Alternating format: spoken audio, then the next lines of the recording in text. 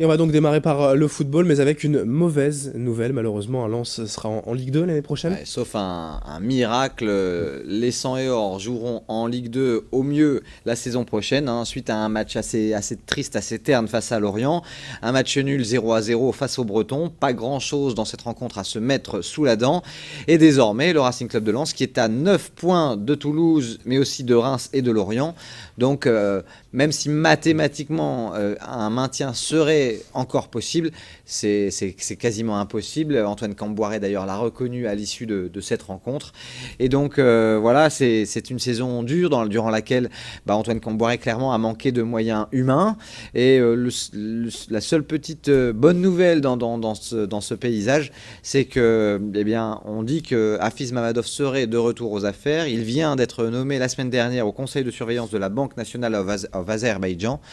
Est-ce que du coup il va décider de réinvestir des millions dans le Racing Club de Lens? Rien n'est moins sûr. Bon, vous le disiez, c'est à suivre parce que au mieux, Lens sera en Ligue 2. On espère quand même que ce ne sera pas la dégringolade et le dépôt de bilan pour le Racing. Le LOSC, en revanche, continue sur sa lancée et peut-être sa folle remontée vers les places européennes. Une victoire 1-0 à l'extérieur face à Évian. Alors sans être exceptionnel, les Lillois ont plus ou moins contrôlé le match et ils ont été récompensés par un pénalty un peu généreux que Bouffal a transformé 10 minutes avant le terme de cette rencontre.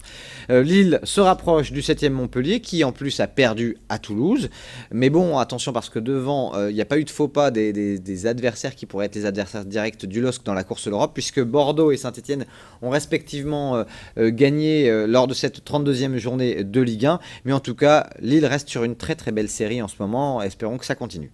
Et puis un petit mot de Ligue 2 aussi pour Valenciennes. Tout simplement pour vous dire que le VAFC joue ce soir en déplacement à Angers, ce soir à 20h30. Le VAFC qui a résolument besoin de points pour s'éloigner de la zone rouge. On leur souhaite le meilleur. Allez, on passe au reste de l'actualité, Guillaume, et forcément dominé par le cyclisme avec le 119e, le Paris-Roubaix. 113e, pardon. Alors, 113e Paris-Roubaix, mais cela faisait 119 ans, Voilà. presque 120 ans qu'un Allemand ne s'était pas imposé à Roubaix.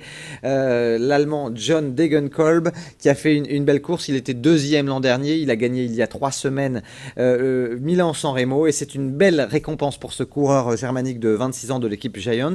On attendait plutôt Wiggins, plutôt Terpstra, tenant du titre, ou alors encore le Norvégien Christophe qui s'était imposé au Grand Prix des Flandres le week-end dernier. Mais l'Allemand a couru très intelligemment en attaquant à 10 km de l'arrivée et en réglant le final au sprint face à 6 autres coureurs au Vélodrome. C'est une course qui vous a plu, je crois, hein, Guillaume, justement. Pas forcément de patron, de star, mais justement un peu de suspense. C'est exactement ça, Adrien. Quand les grands boss du Paris-Roubaix ne sont pas là, eh bien ça déverrouille la course. Ça crée une épreuve pleine de rebondissements, sans Boonen, sans Cancellara et sans équipes qui dominent et qui quadrillent, qui cadenassent, comme on dit dans le jargon, le peloton.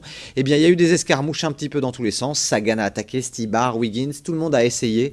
Et du coup, ça a été une course très enlevée. Un des Paris-Roubaix les plus rapides de l'histoire. Ils ont eu un moment jusqu'à 25-26 minutes d'avance sur l'horaire le plus rapide prévu par les organisateurs. D'où ce petit incident avec la SNCF et le passage à niveau, dont on reparlera, je pense, d'ici les prochains jours. Oui, parce qu'il y a eu quelques coureurs qui ont décidé de passer malgré les barrières qui se sont abaissées dans ce passage à niveau. Et la SNCF, on l'a appris ce matin, a décidé de porter plainte contre les organisateurs. Un dernier mot quand même sur la belle performance d'un nordiste sur ce 113e Paris-Roubaix. Florian Sénéchal, le nordiste né à Cambrai, il a terminé 17e et premier français, ce qui est assez rare pour être souligné. Voilà, peut-être un espoir pour une victoire française et qui sait nordiste dans les prochaines années. De l'athlétisme aussi au programme ce week-end. La 29e édition des foulées valenciennoises, on attendait 2500 coureurs. On savait qu'après avoir organisé les championnats de France du 10 km l'année dernière, il y aurait certainement moins de monde cette année. Malgré tout, les organisateurs ont pu se féliciter de réunir plus de 3200 coureurs, dont 1800 qui étaient au départ du 10 km. Et c'est le Kenyan Charles Korir qui s'est imposé en 29 minutes 10. C'était un peu le week-end des Kenyan qui s'appelle Korir parce que c'est un autre Korir, Marc Korir, qui s'est imposé au marathon de Paris ce week-end. Alors question piège, c'est de la même famille, son frère, vous savez pas? Non, ils ne sont pas de la même famille. C'est un nom qui est assez répandu dans le monde, au Kenya et en course à pied. Allez, c'est noté, merci. On va enchaîner avec le basket et une victoire pour le BCM. Le BCM qui est allé gagner à Pau-Orthez et qui a fait un pas de plus vers les playoffs, même si ce n'est pas encore fait. C'est une bonne nouvelle pour le BCM qui en plus a un calendrier assez costaud dans les semaines à venir.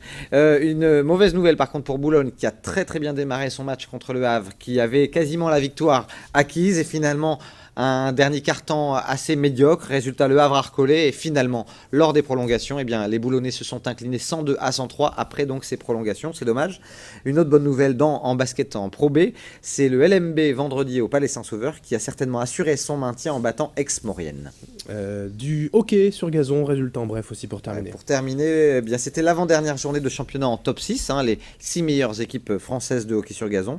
Le top 6 qui contient 3 équipes régionales, le Touquet, Lille et Wattignies. Lille a été défait face au Racing Club de France, mais a fait un bon match nul contre Saint-Germain. C'est peut-être une demi-finale avant l'heure. Par contre, 2 défaites ce week-end pour Wattignies, qui est bon dernier de ce top 6.